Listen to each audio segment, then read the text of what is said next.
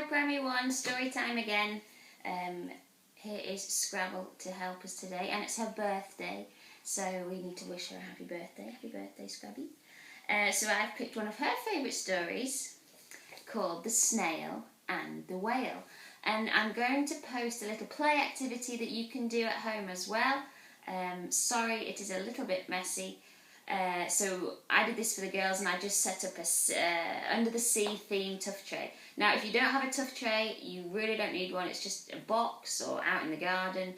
I just gathered everything I had in the house to do with under the sea, put on some under the sea music, and I did some rainbow rice. I can show you how to do that, and let them play, let them explore. And it keeps them busy for 5 minutes. It's great.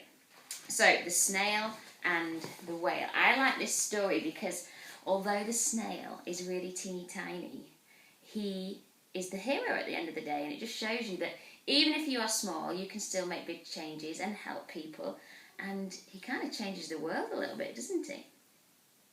So this is a tale of a tiny snail and a great big grey blue humpback whale. This is a rock as black as soot, and this is a snail with an itchy foot. The sea snail slithered all over the rock and gazed at the sea and the ships in the dock. And as she gazed, she sniffed and sighed, "The sea is deep and the world is wide. How I long to sail," said the tiny snail. Scabby, you need to move up a bit. These are the other snails in the flock, who all stuck tight to the smooth black rock, and said to the snail with the itchy foot, "Be quiet, don't wriggle, stay still, stay put." But the tiny sea snail sighed and sniffed, then cried, "I've got it, I am hitched a lift." This is the trail of the tiny snail, a silvery trail that looped and curled and said, "Lift wanted around the world." This is the whale who came one night when the tide was high and the stars were bright, a humpback whale immensely long, who sang to the snail a wonderful song of shimmering ice and coral caves and shooting stars and enormous waves. And this is the tale of the humpback whale. He held it out of the starlit sea and said to the snail, "Come sail with me, it's kind." This is the sea, so wild and free, that carried the whale and the snail on his tail to towering icebergs and far-off lands, with fiery mountains and golden sands. These are the waves that arched and crashed, that foamed and frolicked and sprayed and splashed the tiny snail on the tail of the whale. These are the caves beneath the waves, where stripy fish with feathery fins and sharks with hideous toothy grins swam round the whale, and the snail on his tail would be a bit scary. This is the sky so vast and high, sometimes sunny and blue and warm, sometimes filled with a thunderstorm, with zigzag lightning flashing and frightening the tiny snail on the tail of the whale.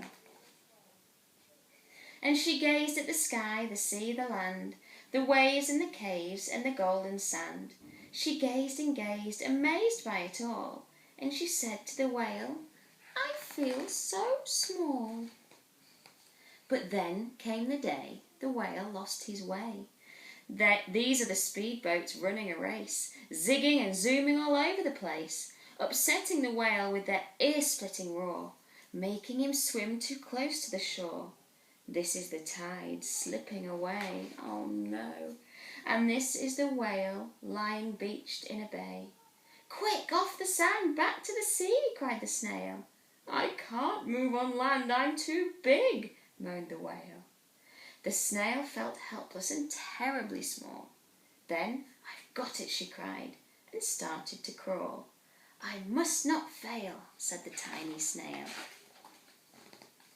This is the bell on the school in the bay, ringing the children in from their play. This is the teacher holding her chalk, telling the class, "Sit straight, don't talk."